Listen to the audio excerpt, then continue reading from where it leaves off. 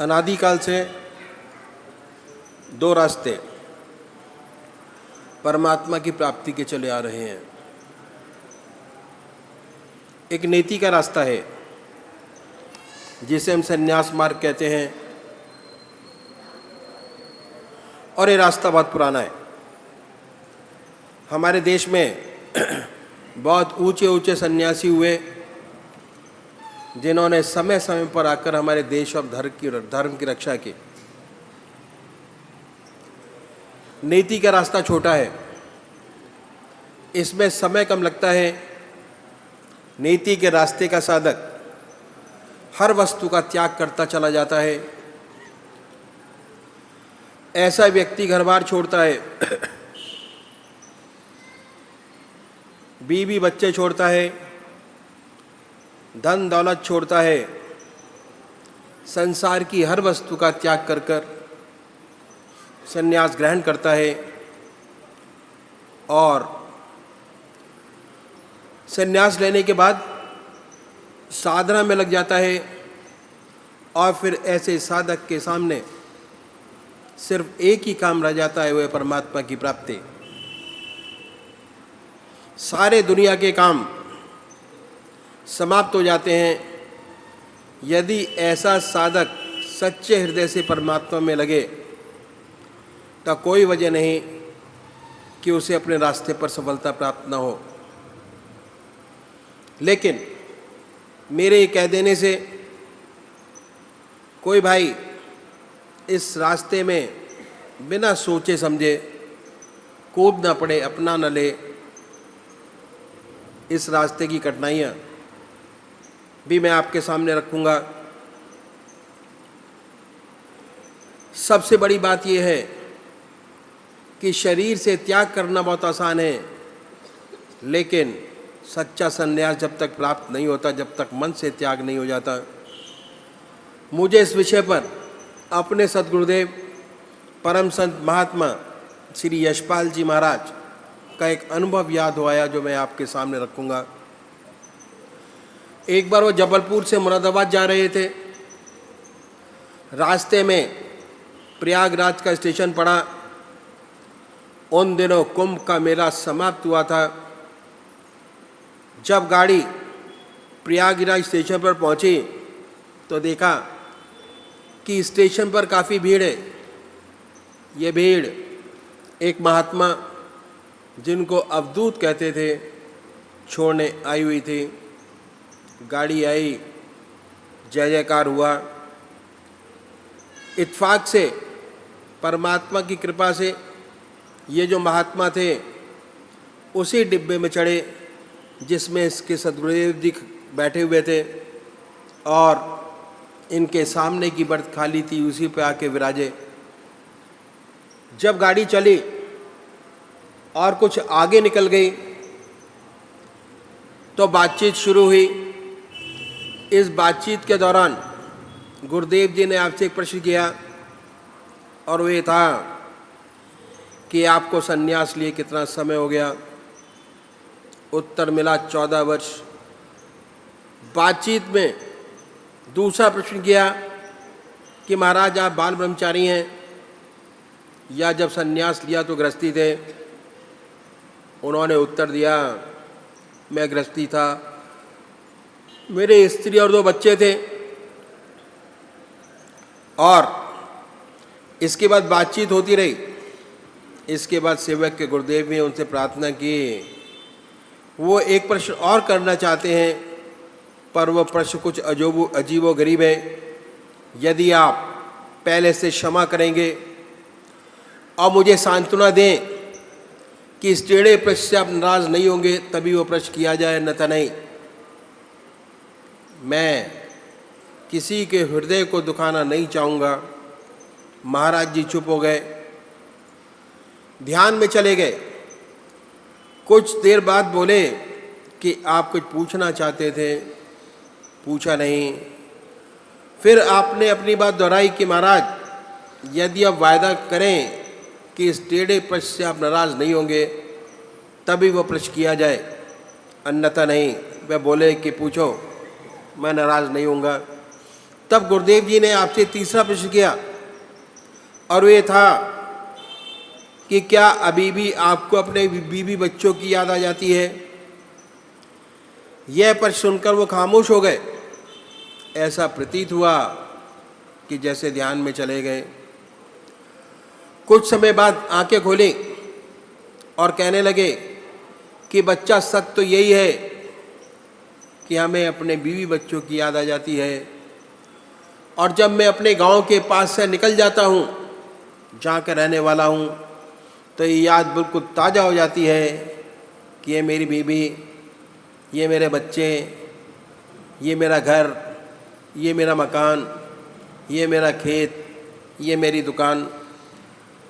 अब बच्चे बड़े हो गए और उन्होंने काम काज संभाल लिया। गुरुदेव जी ने आपके चरण छुए।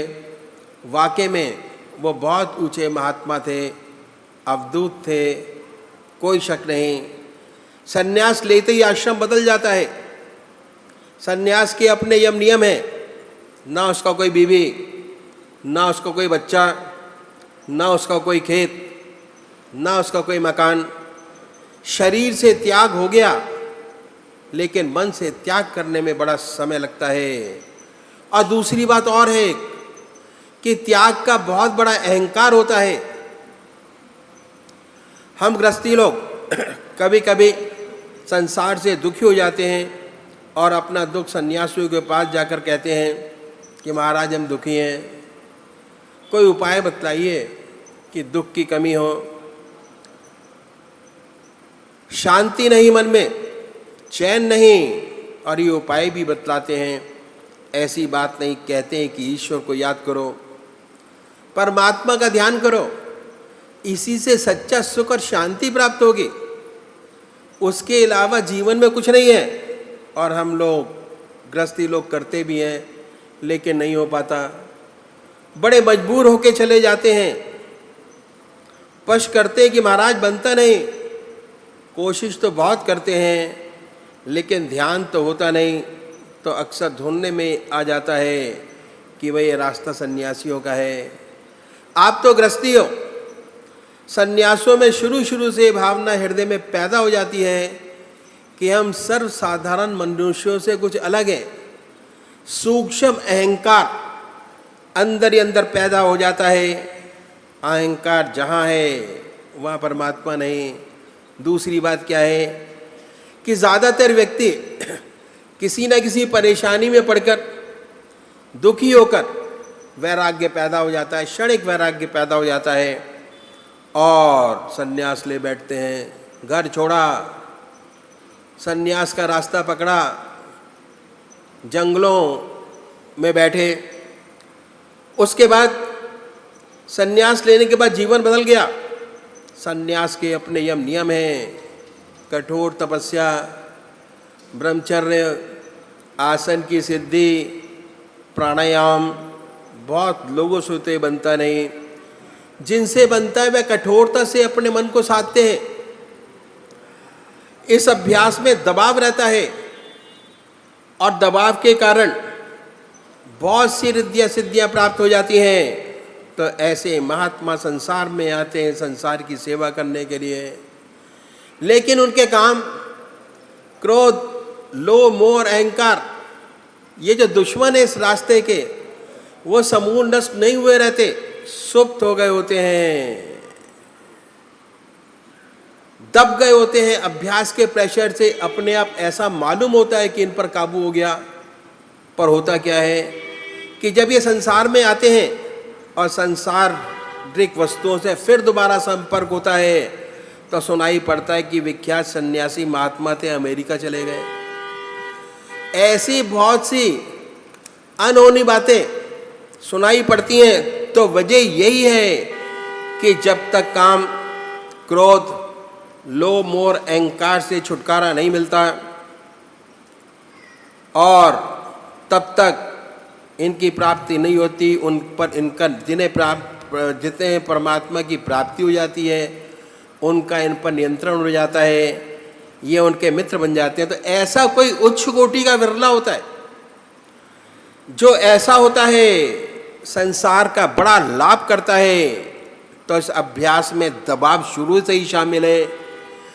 जैसे आप किसी स्प्रिंग को खींच कर रखें, जब तक खींचा है, हाथ से छूटा, कहीं पर भी मार कर सकता है, मुंह पर लग जाए, माथे पर लग जाए, बिल्कुल यही दशा होती है। तो इस अभ्यास में दबाव शुरू से ही है और हर दबाव का रिएक्शन साथ साथ सामने आ जाता है। तो ये सारी बातें हैं, इन सोच समझकर संन्यास के रास्ते में कदम रखना चाहिए। और खासकर उन लोगों को जिन्होंने गृहस्थ आश्रम में प्रवेश कर लिया है, उन्हें तो संन्यास की बात कभी सोचनी ही नहीं चाहिए। करोड़ पीछे एक दो नजर आते हैं जो संसार छोड़कर चले गए, जो गृहस्थी थे संसार छोड़ के चले गए और ईश्वर को प्राप्त किया, लेकिन 1000 पीछे 999 असफल होते हैं। उनकी ना दीन रहती है ना दुनिया। ऐसी बहुत सी घटनाएं सेवक के सामने आई, सब में असफलता, ना इधर का रहा ना उधर का। सर्विस छोड़ी, बच्चे छोड़े, घर छोड़ा, नौकरी छोड़ी, कुछ न कर पाया, बर्बाद हो गया। तो जिन्होंने गृहस्थ आश्रम में पदार्पण कर लिया है, उन्हें 1000 बार सोचना चाहिए कि उनके लिए रास्ता नहीं है। जो बाल ब्रह्मचारी है और जिनका जन्म से ही संस्कार बहुत ऊंचा है, उनकी बात तो अलग है। उनके लिए तो सन्यास से बढ़कर कोई दूसरा रास्ता नहीं होगा। ऐसा व्यक्ति इस रास्ते में बहुत चमकेगा, करोड़ों का भला करेगा। हमारी ऐसी धारणा हो गई है कि हमारे पास कोई रास्ता नहीं। हम गृहस्थियों के पास, बहुतों की ये धारणा है और बहुतों की ये धारणा है कि 55 से 58 साल तक तो अपना काम करें, 58 साल के बाद जब रिटायर हो जाएंगे तब भगवान का नाम लेंगे। ये बहुत बड़ी भूल है। 58 साल के बाद कुछ नहीं हो पाता, भगवान का नाम नहीं लिया जा सकता। आदतें इतनी मजबूत हो जाती हैं कि उन्हें बदल नहीं सकेंगे। शरीर भी जवाब देने लगता है, बैठ नहीं सकेंगे। ध्यान करने की बात तो अलग रही। तो अधिकतर लोगों की ये भावना है कि 58 साल के बाद पूजा पाठ करेंगे, परमात्मा का नाम लेंगे। ये बहुत बड़ी भूल है, फिर नहीं बनेगा, बहुत गलत है। जो कुछ बनेगा आज बनेगा, अभी बनेगा। तो गृहस्थियों का रास्ता ही बहुत पुराना है, जिसे हमने भुला दिया। ऐसा ऊंचा रास्ता। आपने राजा जनक का नाम सुना होगा। राजा जनक को विदय कहते थे। कितना बड़ा महात्मा, कितना बड़ा ब्रह्म ज्ञानी हुआ। उसके ज़माने के महर्षि अपने शिष्यों को उनके पास भेजते थे परीक्षा के लिए कि राजा जनक कह दे ब्रह्म ज्ञानी है, नहीं तो नहीं। वह राजा था और राजा की सारी सुविधाएं उसके ऊपर थी और इतना कार्यभार उनके ऊपर था, कितनी जिम्मेदारियां थीं। उन सब जिम्मेदारियों को भली भांति निभाते हुए इतना ऊंचा ब्रह्मज्ञानी। हमारे आपके पास तो जिम्मेदारियां बहुत कम है। जब एक राजा ब्रह्मज्ञानी हो सकता है तो हम आप क्यों नहीं हो सकते? ज़रूर हो सकते हैं। तो ये रास्ता बहुत पुराना है जो मैं आपके सामने रखूँगा। इसे कहते हैं इति मार्ग। इस रास्ते में हम अपने जीवन में एक चीज़ बढ़ाते हैं, घटाते नहीं। क्या? अपनी जिंदगी में एक चीज़ बढ़ाते हैं, और वो क्या है? वह है परमात्मा का नाम, भगवान का नाम। और परमात्मा का नाम एक ऐसी बड़ी ज्योति है, अगर सच्चे तरीके से हृदय में जागृत हो जाए, चाहे किसी भी धर्म का मानने वाला हो, किसी भी धर्म का अनुयायी हो, सच्चे तरीके से अपने मन में आ जाए तो अंधेरे को अपने आप दूर करती चली जाती है। जहाँ प्रकाश है परमात्मा का, वहाँ अंधेरा नहीं। प्रकाश आया, अंधेरा गया। वाल्मीकि महर्षि उल्टा नाम जपते जपते इतने ऊंचे महर्षि हुए कि उन्होंने रामायण पहले लिख दी, घटना बाद में घटी, लिख दिया ऐसा ऐसा होगा और वैसा वैसा हुआ। ऐसे उनके जीवन में परिवर्तन आया कि उल्टा नाम लेते लेते इतना ऊंचा महान महर्षि हुए। और तो ये ऐसा प्रकाश है, ऐसा उजाला है, अगर सच्चे तरीके से हृदय में जागृत हो जाए तो अंधेरे को अपने आप दूर करता चला जाता है। तो छोड़ना कुछ नहीं है। जैसी भी आपकी आज की जिंदगी है उसी में रहते हुए सिर्फ एक चीज बढ़ाना है, वो है परमात्मा का नाम। एक चीज बढ़ाइए अपनी जिंदगी में, वो चीज लगते ही आपके अंदर जो अनुभव महसूस होंगे वो आप ही समझ सकते हैं, कोई दूसरा समझ नहीं पाएगा। तो छोड़ना कुछ नहीं है। जो आज आपकी जिंदगी है उसमें एक चीज बढ़ाइए। इस रास्ते पे चलने वाले जो हमारे सदगुरु हुए, एक के पीछे एक, उन्होंने परमात्मा को पाने के लिए, जीवन मुक्त अवस्था प्राप्त करने के लिए अपनी जिंदगी में बड़े कष्ट उठाए। उनकी जिंदगी बड़ी कठोर थी। बड़ी कठिनाइयों से रहते हुए इस विद्या को न केवल प्राप्त किया, पर हमारे लिए एक रास्ता छोड़ गए। अगर इस रास्ते को अपनाएं, हमारा जीवन बड़ा सुंदर और अच्छा हो जाए। और ये हमारा लक्ष्य है कि हम जीवन मुक्त अवस्था प्राप्त करें। कैसे? निरंतर परमात्मा की याद, संन्यास से, कर्म से, ध्यान से, गृहस्थ से, जीवन मुक्त अवस्था प्राप्त कीजिए। प्राणी में दो बात विशेष पैदा हो जाती है। पहला, निरंतर परमात्मा की याद, 24 घंटे भगवान का ध्यान निरंतर बना रहता है। चाहे किसी भी आश्रम में हो, संन्यास में हो, गृहस्थ में हो, भगवान की याद निरंतर बनी रहती है। चलते फिरते, खाते पीते, सोते जागते,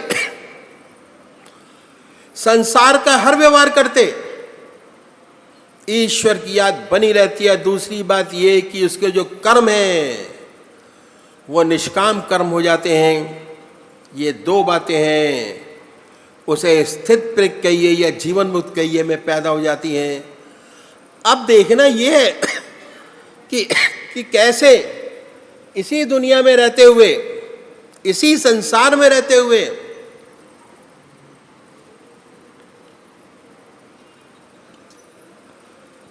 संसार के सब काम करते हुए धर्म के अनुसार हमें 24 घंटे का ध्यान कैसे बने, कैसे उस परमात्मा का ध्यान बने और कैसे हमें निष्काम कर्म करने की आदत बन जाए। इन संतों ने, इन सद्गुरुओं ने, जिन्होंने अपने जीवन काल में जीवन मुक्त अवस्था प्राप्त की, हमारे लिए कुछ गुर छोड़ गए। अगर इन गुरों को अपनाए तो हमारा रास्ता भी आसानी से तय हो जाए। हर व्यक्ति अपनी संतान के लिए कुछ गुर छोड़ जाता है। एक व्यापारी है, अपनी संतान के लिए गुर छोड़ जाता है, उसकी संतान को अधिक कष्ट नहीं उठाना पड़ता। एक डॉक्टर है, अगर उसका लड़का डॉक्टर है तो वो क्लिनिक चलाने के लिए कुछ गुर छोड़ जाता है, उस बच्चे को अपना क्लिनिक चलाने में दिक्कत नहीं आती। इंजीनियर है, अपने बच्चों के लिए गुर छोड़ जाता है। और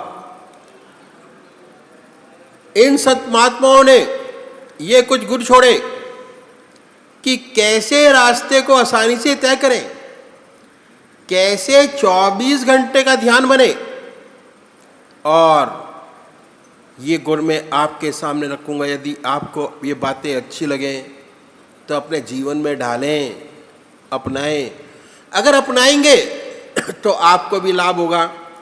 इन सत महात्माओं ने, इन सद्गुरुओं ने सारे साधन को 3 भागों में बांटा और 24 घंटे को भी 3 भागों में बांटा। साधन का पहला स्टेप पूरा कर लेने से 8 घंटे आपके अपने हो जाएंगे, 8 घंटे का ध्यान आपका अपना हो जाएगा। साधन का दूसरा स्टेप पूरा कर लेने से 24 में से 16 घंटे आपके अपने हो जाएंगे और साधन का तीसरा स्टेप पूरा कर लेने से निरंतर परमात्मा की याद बनी रहेगी और 24 घंटे ईश्वर का एहसास आपको होता रहेगा। अभी में आप और सच्ची निष्काम कर्मता आपको प्राप्त हो जाएगी। अभी मैं साधन की पहली सीढ़ी आपके सामने रखूंगा जिसमें 8 घंटे आपके अपने हो जाएंगे। पहली बात इन संतों ने बताई कि परमात्मा ने बड़ी असीम दया कृपा कर कर हमको मनुष्य योनि प्रदान की है, ये उसकी सबसे बड़ी देन है। और मनुष्य एक ऐसी योनि है जिसमें परमात्मा ने हमें विवेक बुद्धि दी है, कर्म करने का अधिकार दिया है और बाकी 84 लाख योनियाँ भोग योनियाँ हैं। बड़ी दया कृपा कर कर हमें ईश्वर ने मौका दिया, हमें इस अवसर का पूरा पूरा लाभ उठाना चाहिए। कहा है, बड़े भाग्य मानुष तन पावा, सुर दुर्लभ सदग्रंथन गावा, साधन धाम मोक्ष कर द्वारा, पाए न जहीं पर लोक सवारा। ऐसी मनुष्यों ने जो बड़े भाग से मिली है, जिसके लिए देवता भी तरसते हैं, क्योंकि ये मनुष्य योनि एक साधन का क्षेत्र है और मोक्ष का दरवाजा है। इसमें परमात्मा ने हमें विवेक बुद्धि दी है, कर्म करने का अधिकार दिया है। यदि हम चाहें प्रत्यशील रहें तो इस परम पिता परमात्मा को प्राप्त कर सकते हैं। ये एक ऐसी योनि है जिसके लिए देवता भी तरसते हैं। तो ऐसा अवसर हमें ईश्वर ने दिया, इसका हमें पूरा पूरा लाभ उठाना चाहिए। जितने संत महात्मा हुए, जितने धर्म हुए, जितने पंथ हुए, सब ने इस मनुष्य योनि की भूरी भूरी प्रशंसा की है। कबीरदास जी ने कहा है कि कबीरा हर की भक्ति कर, तज विषया रस चौंच, बार बार नहीं पाइए मानस जन्म की मौज। तो ऐसा सुंदर अवसर में परमात्मा ने दिया।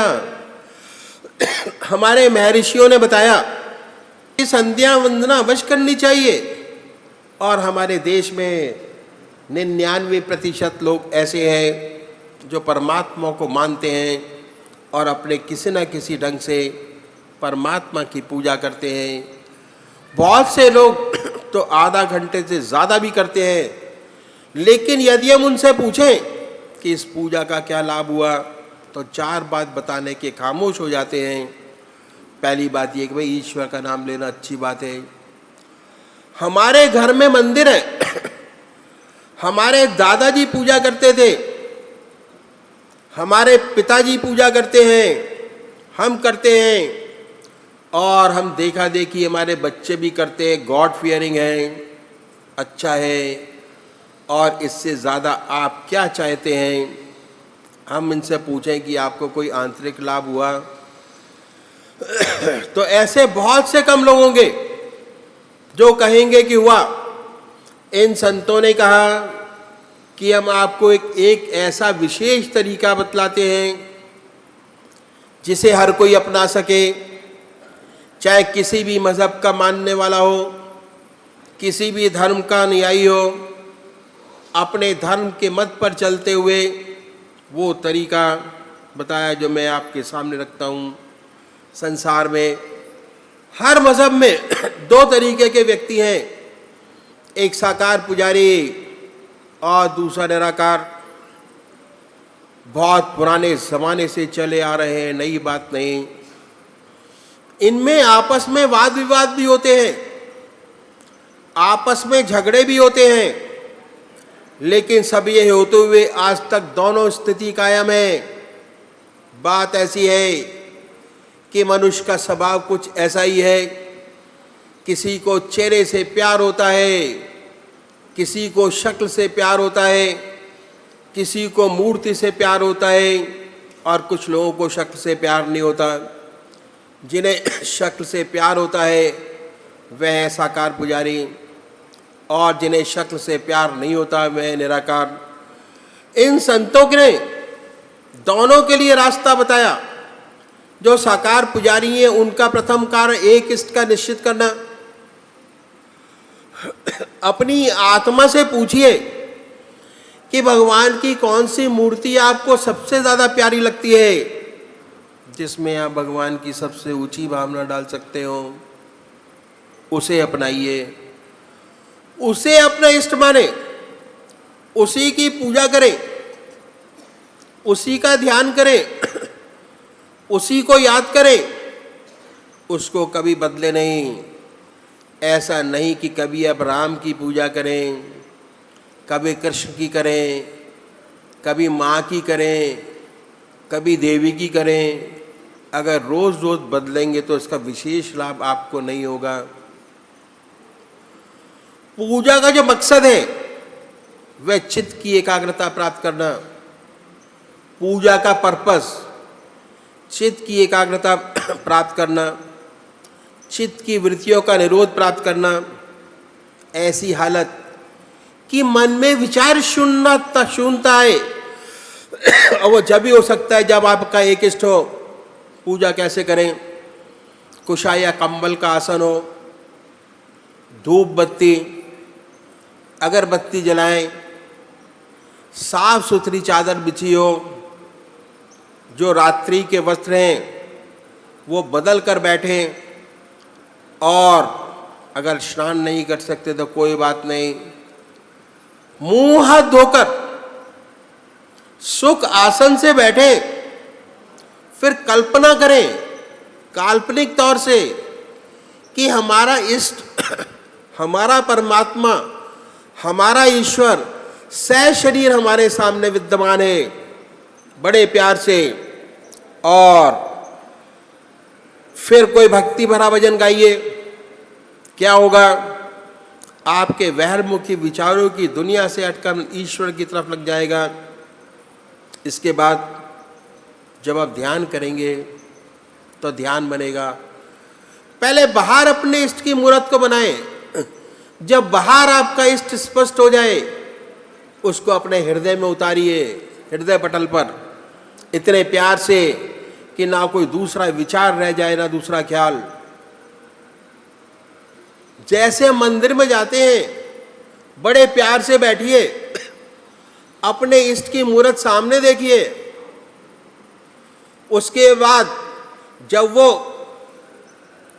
बड़े प्यार से आंख मीचिए, अपने आंखों के पटल के सामने उस मूर्त को बनाए, और जो मूर्त स्पष्ट बनने लगे, अपने हृदय में उस मूर्त को उतारिए। उसके बाद बड़े प्यार से बैठाइए, इतने प्यार से कि ना कोई दूसरा विचार रह जाए, ना ख्याल। हमारी आत्मा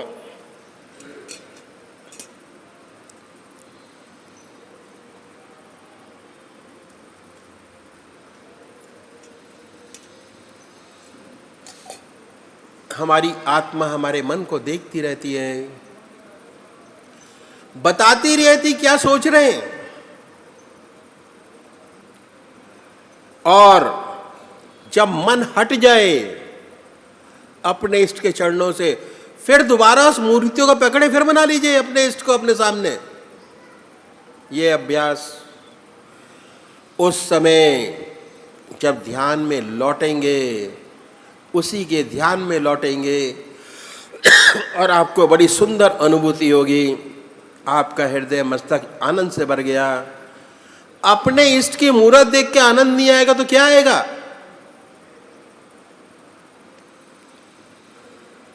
जैसे ही आपने अपने परमात्मा को अपने सामने बनाया, उनके दर्शन देख के मन कितना प्रसन्न होगा। और वो अपने आंखों के पटल पे बनाएंगे तो कितनी सुंदर अनुभूति होगी। और जैसे ही वो आपके हृदय पटल पर बने, फौरन पकड़ लीजिए, अपने हृदय में उस मूर्त को उतार लीजिए। हृदय मस्तक से आनंद भर गया, जितना मस्तक पर भार था वो हल्का हो गया। ये तरीका जन संत महात्मा ने बताया साकार पुजारियों के लिए। ऐसे पूजा करेंगे तो विशेष लाभ होगा, चित्त की एकाग्रता प्राप्त होगी और सुषुप्ति की अवस्था प्राप्त होगी। ये रास्ता है सुषुप्ति की अवस्था प्राप्त करने का।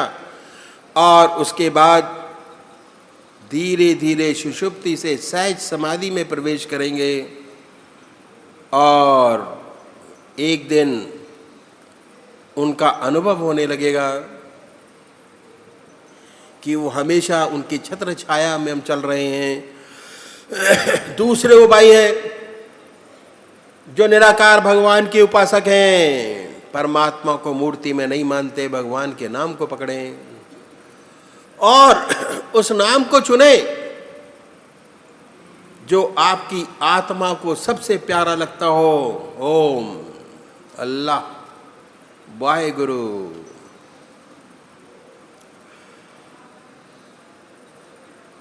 जो आपकी आत्मा को अच्छा लगे उसको चुन सकते हैं। जो नाम आपकी आत्मा को प्यारा लगे उसे पकड़ें। फिर आसन तो वही है, सुख आसन से पलौती लगाकर बैठे, हृदय की तरफ निगाह कीजिए और आनंदमय अवस्था बनाए। और ये ख्याल करें कि जब आपका हृदय धुक धुक करता है, उस धुकधुकी में उससे जो ओम नाम निकल रहा है, जो नाम सुना है वह निकल रहा है। हृदय ओम ओम कह रहा है, हृदय से, जवान नहीं कह रही। और जब तक ये ना हो तब तक बड़े प्यार से मानसिक जाप कर सकते हैं। ओम ओम, बड़े प्यार से ओम। उसके वाइब्रेशन को महसूस कीजिए ओम के। धीरे धीरे ऐसी अवस्था आती है, आपको बस स्पष्ट सुनाई देने लगता है कि हृदय से ओम की आवाज निकल रही है। ऐसी हालत पैदा होती है ना कोई दूसरा ख्याल रहता, ना विचार। उस ओम में ऐसे तल्लीन हो जाते हैं कि सिर्फ वही रहता है, ना कोई दूसरा विचार रहता है, ना ख्याल। और उसको देखते देखते अपना होश नहीं रहता, अपने आप से गायब जाते हैं, उसमें लिपट जाते हैं ओम में। और जब चेतन अवस्था आती है, उसी का नाम सुनते होते हैं और हमें एहसास होता है बड़े आनंद का कि हमारा मस्तक अनुपम आनंद से भर गया, बड़ी शांति का अनुभव मिला। तो ये इन संतों ने पूजा का तरीका बताया। यदि ऐसे पूजा करेंगे विशेष लाभ होगा, चित्त की एकाग्रता प्राप्त होगी, सुषुप्ति की अवस्था प्राप्त होगी, और सुषुप्ति से सहज समाधि में प्रवेश कर जाएंगे। धीरे धीरे हमें आत्मा और परमात्मा का अनुभव होने लगेगा और एक दिन हम उससे एकाकार हो जाएंगे और ज्योति से ज्योति मिल जाएगी। इन संतों ने इस बात का विशेष ध्यान रखा कि हमारे काम का समय न लिया जाए। पहली सीढ़ी का दूसरा सब स्टेप। अब ये हमने आधा घंटा सुबह पूजा की और आधा घंटा सायंकाल परमात्मा की याद की, 1 घंटा परमात्मा की याद। 24 घंटों में से 1 घंटा परमात्मा की याद, 23 घंटे दुनिया का काम। पहला स्टेप का पहला पार्ट। हर मनुष्य भोजन करता है। ये देखा गया कि इस बात का विशेष ध्यान रखा कि हमारे काम का समय न लिया जाए। पहली सीढ़ी का दूसरा स्टेप, हम बहुत बिजी आदमी हैं अपने व्यवसाय में, अपने घर में, अपने गृहस्थ में, अपने बच्चों में हमारे पास टाइम है का? इन संतों ने 24 घंटे में जो आपका गृहस्थ का काम चलता है उसी में से समय निकाल दिया। दूसरा क्या हुआ कि हर मनुष्य भोजन करता है, अब भोजन करने में आधा घंटा दोपहर को और आधा घंटा रात्रि को लगाता है। ये समय ऐसा है कि खाली है और कोई काम नहीं कर रहे होते, इसमें भोजन हमारे सामने होता है, हम उसका भोजन का पान करते हैं। अब हुआ क्या? भोजन के तरीके में परिवर्तन लाना पड़ेगा। और वास्तव में हमारा जो पुराना कल्चर था वो यही था, जो मैं आपके सामने रखूंगा। बहुत पुराना कल्चर था और ये अभी भी अपनाया जाता है गाँव में। शहरों में क्या हुआ कि वेस्टर्न कल्चर की छाप पड़ी और हमारा स्टैंडर्ड हाई फूड ऊंचा हो गया। पश्चिम सभ्यता, पहले ज़मीन पर बैठकर भोजन करते थे, अब मेज कुर्सी पर बैठकर भोजन करते हैं। इसमें कोई नुकसान नहीं। हर्ष क्या है? हमारा स्टैंडर्ड 2.5 फुट ऊंचा, अब मेज कुर्सी पर बैठकर भोजन करते हैं। इस बात में कोई नुकसान नहीं। विशेष अर्थ क्या है कि जितने दुनिया भी वार्तालाप है, दुनिया की बातें हैं, वो मेज पर बैठकर होती है भोजन के, क्योंकि हमने अपना आपको वेस्टर्नाइज कर लिया, पश्चिम सभ्यता को अपना लिया। इस तरीके में तब्दीली लानी होगी। और तब्दीली क्या है कि जैसे ही भोजन, ये अभ्यास, जैसे ही भोजन आपके सामने आए तो आप भगवान की अर्पण कर दीजिए, अर्पण करिए। कोई ग्रास परमात्मा की याद के बगैर आपके शरीर में न जाए, कोई चीज़ बगैर परमात्मा की याद के ना पिए।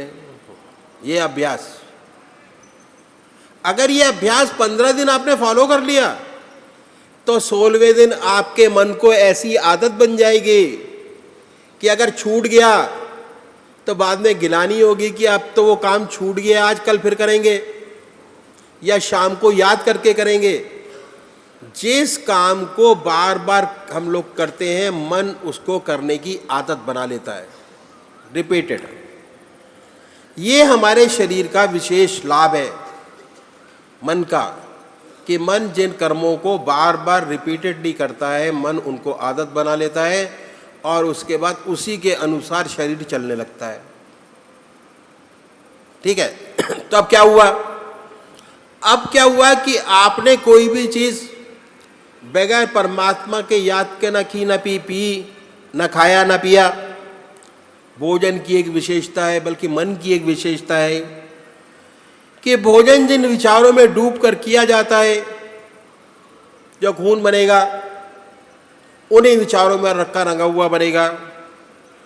और आप जब भोजन भगवान की याद में करेंगे तो दिन में जब भी खाली होंगे, ऑटोमेटिक परमात्मा की याद आएगी स्वतः।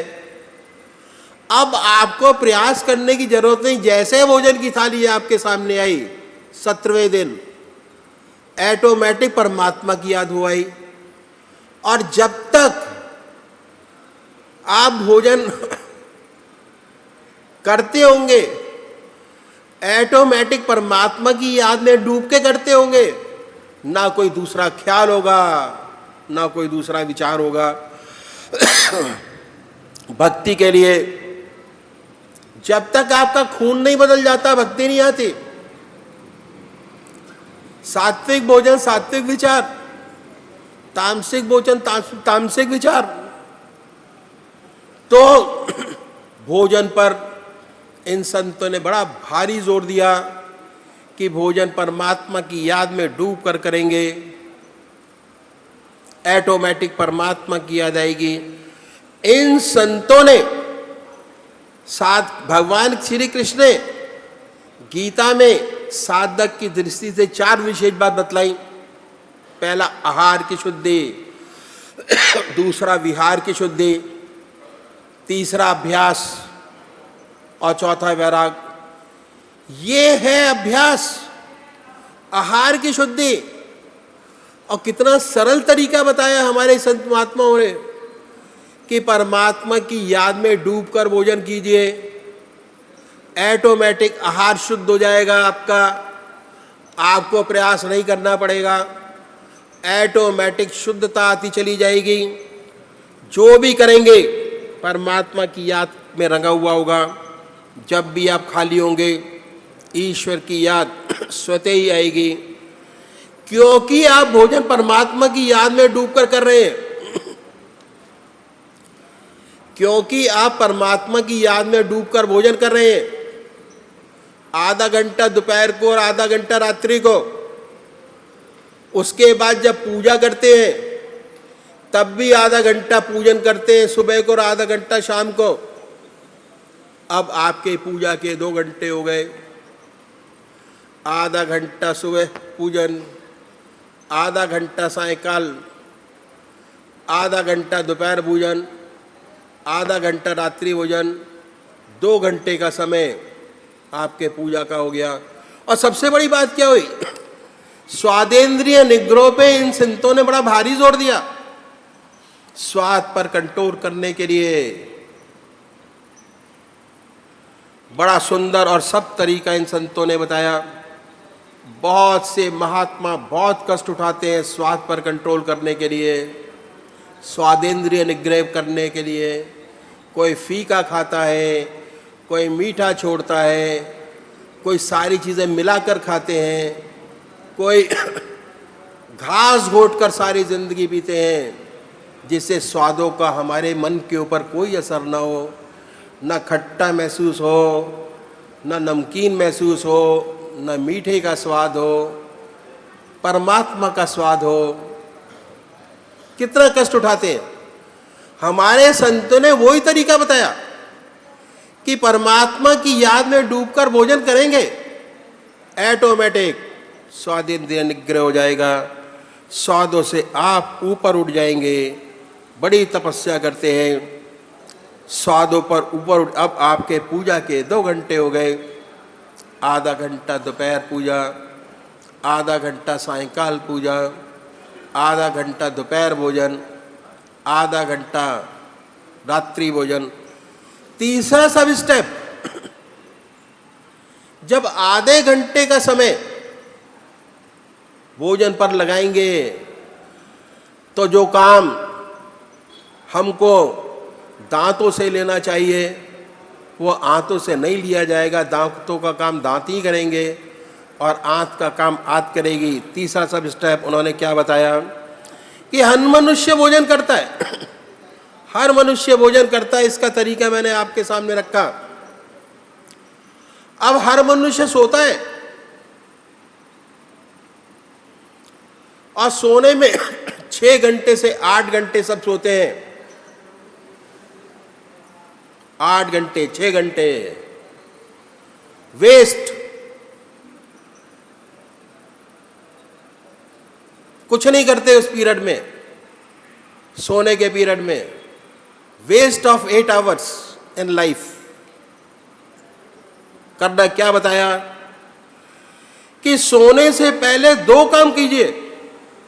पहला आत्मनिरीक्षण कैसे करें, बड़ा सुंदर तरीका बताया इन संतों ने। जब दुनिया के सारे काम समाप्त हो जाएं, उसके बाद 2 काम कीजिए। 20 मिनट अगर परमात्मा के नाम के निकाल लेंगे अपनी चारपाई पर बैठ के तो बहुत बड़ी बात हो जाएगी। विहार की शुद्धि हो जाएगी। जब घर के सारे काम आपके समाप्त हो जाए, आप आपकी चारपाई हो, अपनी चारपाई पे बैठिए। बैठ के 20 मिनट का काम करना है। पहला आत्मनिरीक्षण, दिन में जो काम किए उनको सोचिए। इसमें देखिए कौन से अच्छे काम हुए। आसन लगाने की कोई जरूरत नहीं, बड़े प्यार से बैठकर और ये देखिए कि आज आप अपनी आत्मा से पूछिए किसी के पास जाने की ज़रूरत नहीं है। और देखिए कि कौन सा ऐसा काम आपने किया आज जिससे दूसरी आत्मा प्रसन्न हुई हो। अगर ऐसा कोई परोपकार का काम आपने किया है, अपने भगवान के उसको अर्पण कर दीजिए कि हे प्रभु, तेरा बहुत बहुत शुक्रिया, बहुत शुक्राना तेरा कि सारे दिन के अंदर मैंने 4 काम परमात्मा की याद के अच्छे किए। उनको याद कीजिए और याद करके उनको अपने इष्ट के चरणों में सौंप दीजिए। नेकी कर, कुएं में डाल, भूल जाइए। उसके बाद देखिए कि हमारे अंदर कमियां कौन सी हैं, उन कमियों को भी लिस्ट आउट कर लें। अगर कोई कमी नहीं है, बड़ी अच्छी बात है। अगर आपके अंदर कमी है, आपकी आत्मा कहती है कि आपके अंदर झूठ है, कपट है, अहंकार है, क्रोध है, काम है, ऐसी कोई चीज़ नजर आती है तो इसके लिए प्रायश्चित करना बड़ा आवश्यक है। और हम भगवान के सामने प्रायश्चित करें कि परमात्मा इन कमियों से हमें मुक्ति करे। प्रार्थना बहुत बड़ी चीज़ है। अगर परमात्मा से प्रार्थना करते तो परमात्मा हमारी आत्मा को बहुत ऊंचा उठाता चला जाता है। और प्रार्थना करने का अच्छा तरीका ये कि अपनी आत्मा से पूछिए। ये छोटी छोटी जो काम हो जाते हैं, बड़ी गड़बड़ है, उसमें से छोटी सी बात को पकड़ें, बड़ी को ना पकड़ें। जो आदतवश हो जाते हैं, जैसे गप लड़ाने की आदत पड़ी है, उसमें झूठ बोल जाते हैं। झूठ तो झूठ है, बिना मतलब झूठ के बोले। अगर आपकी आत्मा कुड़ती है, ऐसी छोटी छोटी बातों को रिपीट करने से, उसके बाद आपकी आत्मा अगर दुखी होती है तो प्रार्थना, परमात्मा से प्रार्थना कीजिए कि हे प्रभु, हमें ऐसी शक्ति प्रदान करो कि ये छोटी सी खराबी, जो सबसे छोटी खराबी आपके अंदर है, उसको परमात्मा के सामने पर डालिए, परमात्मा से प्रार्थना कीजिए और उसके बाद उस काम को छोड़ दीजिए। प्रार्थना करने के बाद उसको रिपीट मत करिए। अब क्या होगा, अगर रोज रोज छोटे छोटे दुर्गुण को छोड़ते चले जाएंगे, आपकी जिंदगी की विल पावर, इच्छा शक्ति इतनी बढ़ती चली जाएगी और धीरे धीरे बड़ी बड़ी कमियां जिन्हें सोचते कि ना जा पाएंगी, वो भी छूटती नजर आएंगी, उनमें भी परिवर्तन आता नजर आएगा। पर शर्त एक है कि जिस बात का भगवान से वायदा करें, मुकरे नहीं, उसको पूरा करें। अगर वायदा करके पूरा नहीं करेंगे तो आपके विल पावर घटेगी, आप कुछ नहीं कर पाएंगे, टोटली जिंदगी में कंफ्यूज रहेंगे। इसलिए ये बहुत जरूरी है कि जिस बात का परमात्मा से वायदा करें उसको पूरा अवश्य करें। इच्छा शक्ति बढ़ती चली जाएगी और इतनी प्रबल हो जाएगी कि बड़ी बड़ी कमियां जो आपके अंदर हैं, जिन्हें सोचते हैं कि ना जा पाएंगे, वह भी छूटती नजर आएंगे। जीवन बड़ा शुद्ध और आध्यात्मिक होता चला जाएगा। फायदा क्या होगा? जिंदगी में हर इंसान के दिमाग के अंदर 2000-2500 विचार से ज्यादा विचार आते ही नहीं। जो सही विचार है उनको अडॉप्ट करिए, जो गलत विचार है, जो पूजा में भी डिस्टर्ब करते हैं आके सुबह और शाम के, उनमें से एक एक विचार को छोड़ते चले जाएंगे, आपके विचार शुद्ध होते चले जाएंगे।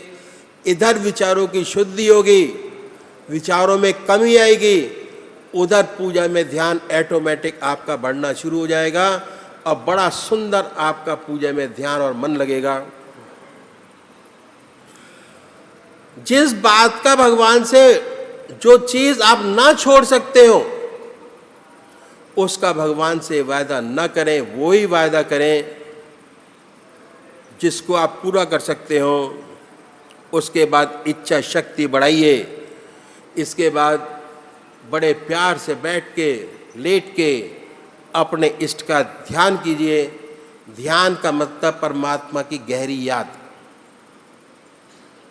ध्यान योग, ध्यान को अपनी योग क्रिया में जोड़ना, दिनचर्या में जोड़ना। और जब ध्यान अच्छा लग जाए, परमात्मा की याद आने लगे अच्छे तरीके से, उसी ध्यान में सो जाइए। क्या फायदा होगा? ये अभ्यास, अगर ये अभ्यास करेंगे, इसका विशेष लाभ आपको मालूम होगा। ऐसे भाई बहनें जिन्हें ऊट पटांग सपने आते हैं, आने बंद हो जाएंगे। बहुत विशेष लाभ, ऐसे सपने बंद हो जाएंगे, नींद अच्छी आएगी, बेखबर होके सोएंगे। जब अभ्यास और बढ़ेगा तो आपके सपने बदल जाएंगे, सुंदर सुंदर सपने आएंगे। आप देखेंगे कि आप पूजा कर रहे हैं, कभी कभी देखेंगे कि आप अपने इष्ट के मंदिर में बैठे हैं, पूजा कर रहे हैं। अपने इष्ट का दर्शन, अपने गुरु का दर्शन, सत्संग में बैठे हैं। जब साधक और तरक्की करता है, और सुंदर सुंदर अनुभव, सोते समय अनंत सूर्यों का प्रकाश नजर आएगा, सारा शरीर विद्युत से ओतप्रोत महसूस होगा। साधक वास्तव में जब सोकर उठता है तो उसके शरीर में बिजली दौड़ रही होती है, बड़ा एहसास होता है, अचंभा होता है, बड़ी हैरत होती है। ऐसा साधक जिस ध्यान में सोता है, उसी के ध्यान में उठता है, उससे अच्छे ध्यान की अवस्था पाता है। जो साधक अच्छे हैं, जिनके आज्ञा चक्र पर स्पंदन होता है, अगर सोते समय आज्ञा चक्र पर स्पंदन होगा तो उठेंगे, स्पंदन और तेज होता मिलेगा। आत्मा यही कहती है, मैं जिस ध्यान में सोया था, रात भर उसी ध्यान का बना रहा। 6 घंटे सोने के आज तक जो बेकार चले जा रहे थे,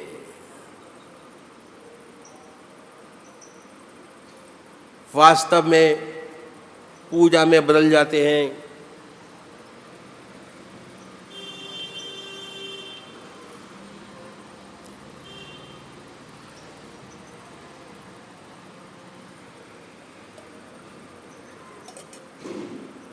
पूजा में बदल जाते हैं। बात क्या है कि मन का एक विशेष गुण है। ये शरीर के गुण हैं सारे। क्या कि मन सोते समय जिन विचारों में डूब कर सोता है, उन्हीं विचारों में पड़ा रहता है रात भर। हम लोग गृहस्थी हैं, कभी कोई मुसीबत आ पड़ी तो सोने से पहले उस मुसीबत की चिंता होती है, उसी चिंता में सो जाते हैं। रात भर उसी का ध्यान होता है, सुबह उठते हैं तो उसी चिंता में उठते हैं। एक बच्चा है, माँ का दूध पीते पीते सो जाता है, रात भर चप चप चप चप करता रहता है, मानसिक रूप से दूध पीता है। तो ये मन का विशेष गुण है। मन जिन विचारों में डूबकर सोता है, उन्हीं विचारों में पड़ा रहता है। अगर आप ईश्वर की याद करके सोएंगे, परमात्मा की प्रार्थना करके सोएंगे, रात भर आपका ध्यान बना रहेगा।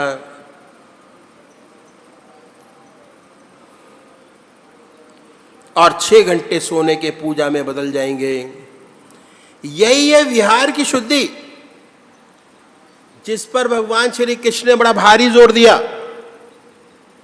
विहार शैया योगक्षेम का क्षेत्र है जहां पर साधक को सबसे ज्यादा प्रगति मिलती है। कैसे? 20 मिनट आपने परमात्मा को दिए, रिजल्ट 6 घंटे का आपके सामने आया। 20 मिनट परमात्मा को दिए, 6 घंटे का ध्यान आपका बड़े आराम से बन गया, अगर आपने सिंसियरली परमात्मा को याद किया तो। और अगर संसार को याद किया ठीक तरीके से तो संसार आपके पास है। परमात्मा को याद करेंगे तो परमात्मा आपके साथ है। ये चॉइस आपको करनी है कि आपको परमात्मा का साथ करना है। अगर परमात्मा का साथ करके चलेंगे तो दुनिया के सारे काम बड़ी सुंदर साथ होते चले जाएंगे। और जहां आपने परमात्मा का साथ रात को सोते हुए नहीं किया, संसार का याद किया, तो सुबह अगर काम पूरा नहीं हुआ तो डिप्रेशन आपके पास है। अगर 15 दिन जो रात को सोकर आपने काम किया, आपका मन एक तरफ चल रहा है, यह पूरा करना है, यह पूरा करना है, यह पूरा करना है, 15 दिन पूरा किया, अब 15 दिन पूरा नहीं हुआ, 16वें दिन भी नहीं हुआ, आदमी डिप्रेशन में डॉक्टर के पास जाता है कि दवाई दे दो। नींद नहीं आती रात को, सुबह काम नहीं होता, वो एक चुटकी दे देता है गोली की कि भैया खाओ, भगवान का ध्यान करो, कुछ ना कुछ तो फायदा होगा ही। चले आते हैं। कितना सुंदर हमारे वेदों ने तरीका बताया सोने का, कि सोने से पहले परमात्मा को याद करो, उन्हीं की याद में सो जाइए, मन को खाली कर दीजिए। जब भरा हुआ है ये दिमाग सांसारिक विचारों से, भरा हुआ है तालाब गंदगी से, तो जब तक उनके गंदगी के निकलने का रास्ता नहीं निकलेगा तो नया पानी कैसे आएगा उसके अंदर। ऐसे इसकी हालत है, भरा हुआ है सांसारिक विचारों से। जब तक ये खाली नहीं आए होगा एक साइड से, तब तक नेचुरल फ्लो कैसे आएगा अच्छे विचारों का। और अगर नहीं आया तो क्या करे आदमी? दवाई लेनी पड़ती है, डिप्रेशन होगा, या फिर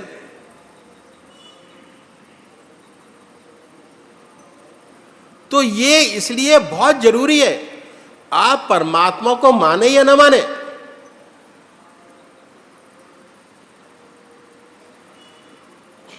कोई जरूरी नहीं है कि परमात्मा को माने आप, भगवान के स्वरूप को बनाए। अपने आप को जानने की कोशिश कीजिए कि हम हैं कौन, कैसी संरचना परमात्मा ने की। हमारा कंट्रोल है हर चीज के ऊपर। जब पैदा हुए कितना संरक्षण परमात्मा ने हमको दिया, तो भगवान ने जन्म दिया तो मां का साथ था, सारी जिंदगी साथ में रहे, 100 साल की उम्र दी। और भी कोई योनि ऐसी नहीं है जिसको 100 साल की जिंदगी मिली हो। कोई भी ऐसी नहीं है। और जब जाएंगे तो बच्चों का साथ होगा, तब भी संरक्षण है हमारे पास। और किसी योनि में इतना सुंदर संरचना नहीं दी। इसलिए जितने संत महात्मा हुए, सब ने इस मनुष्य योनि की भूरी भूरी प्रशंसा की है। और समय इसलिए दिया कि कभी आपको समझ आ जाए कि जो असली काम हमको करना है वो जल्दी पूरा किया जाए, जिससे आगे की समय में तेरे चरणों से लगूं, संसार का काम भी करूं और परमात्मा का काम भी करूं। इतना सुंदर तरीका परमात्मा ने हमको दिया और सोचने की शक्ति दी। उसके बाद अब हमने देखा ये विहार की शुद्धि हो गई, जहाँ पर भगवान श्री कृष्ण ने बड़ा भारी जोर दिया। विहार शैया सच्चा योगक्षेम का क्षेत्र है, जहां साधक को सबसे ज्यादा प्रगति मिलती है। ये तरीका इन संतों ने बताया कि कैसे प्रैक्टिकल सच्चा विहार हमसे बने। इस तरह आधा घंटा सुबह पूजा का, आधा घंटा सायंकाल पूजा का, आधा घंटा दोपहर भोजन, आधा घंटा रात्रि भोजन, 6 घंटे सोने के।